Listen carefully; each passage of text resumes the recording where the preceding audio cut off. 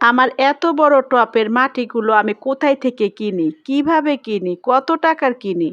এইসব প্রশ্নের উত্তর আজকের ভিডিওতে দিব। তো হ্যালো এভরিওয়ান, আসসালামু আলাইকুম। সবাই কেমন আছেন? আবারও নতুন একটা ভিডিও নিয়ে আপনাদের মাঝে হাজির হলাম। আমার অনেক আত্মীয়স্বজন আমার ভিডিওগুলো দেখে ভিডিওতে কমেন্ট না করে সরাসরি ফোনে বা হোয়াটসঅ্যাপে নক দিয়ে বলে, "কিরে এত বড় বড় টবে এত মাটি কোথায় থেকে কিনিস? আর ৫ তলায় এত মাটি বয়ে উঠিস কেমনে? কিভাবে?" তো তাদেরকে যেমন বলি আপনাদেরকেও আজকে বলি। আমি কিন্তু আমার এই গাছগুলো লাগানোর জন্য মাটি কিনতে ৳১ খরচ করি না। এমনকি আমার কাছে যে গাছগুলো আছে বেশিরভাগ মানুষের কাছ থেকে চেয়ে নেওয়া।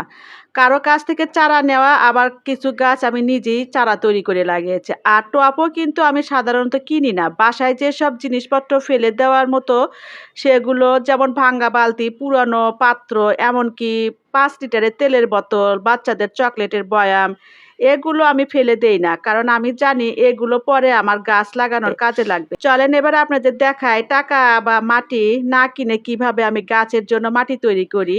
যখন বাসায় কোনো তরকারির খোসা, ফলমূলের খোসা বা ডিমের খোসা এই ধরনের জিনিসগুলো থাকে, সেগুলো কিন্তু আমি ডাস্টবিনে ফেলে দেই না। এই যে দেখছেন, এগুলো আমি একটা বালতিতে জমিয়ে রাখি। তারপর ভালোভাবে ঢেকে বা বেঁধে রেখে দেই যাতে গন্ধ না ছড়ায় বা এটার ভিতরে কোনো মশা মাছি ঢুকতে না পারে। কিছুদিন পরে এগুলো পচে গেলে দেখবেন দারুণ একটা জৈব উপাদান তৈরি হয়ে গেছে।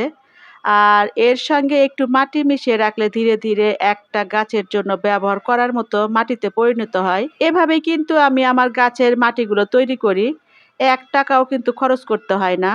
আর গতকাল কিন্তু এই টবে একটা বম্বে মরিচের গাছ লাগিয়েছি আমি। মাশাআল্লাহ, আজকে দেখেন গাছটা কত সুন্দর আর সতেজ হয়ে গেছে। লাগানোর পর ভোরবেলায় একটু বৃষ্টি হয়েছে। আর বৃষ্টির পানি পেয়ে কিন্তু গাছটা আরো সতেজ হয়ে উঠেছে মাশাআল্লাহ। আর এই গাছটা অনেক ছোট।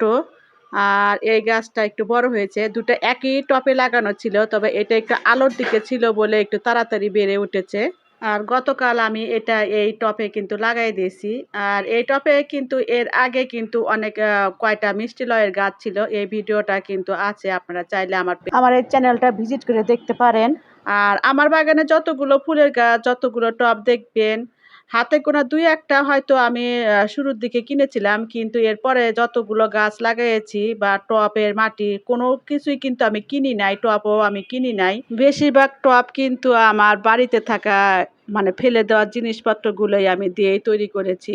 আর মাটিগুলো কিন্তু এই তরকারির খোসাগুলো থেকেই তৈরি করেছি। আর একটা মজার ব্যাপার আপনারা দেখেন, এই যে চালটা আমি এখানে সকালে শুকানোর জন্য দিয়েছি, কিন্তু রান্নাঘরে কাজে একটু ব্যস্ততা ছিলাম। বৃষ্টি এসে কখন যে দেখেন পানি ভরে গেছে আমি বুঝতেই পারি নাই।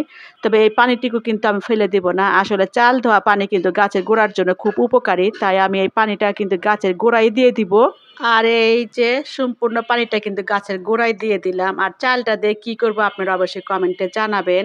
আর দেখেন আমার বেরি ফুলের গাছটাও কত সুন্দর হয়েছে। তো বন্ধুরা, এভাবেই কিন্তু আমি টাকা খরচ না করে বাড়িতে থাকা জিনিসগুলো দিয়ে কাজে লাগিয়ে আমার ছোট্ট বাগানটা তৈরি করেছি। আপনাদের কাছে আমার এই ছোট্ট বাগানটা কেমন লাগলো সেটা কিন্তু কমেন্ট করে অবশ্যই জানাবেন। আর ভিডিওটা ভালো লাগলে একটা লাইক, কমেন্ট আর শেয়ার করে পাশে থাকবেন।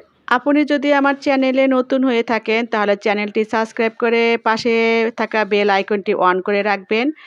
আমি নতুন ভিডিও দিলে যেন আপনারা দেখতে পান।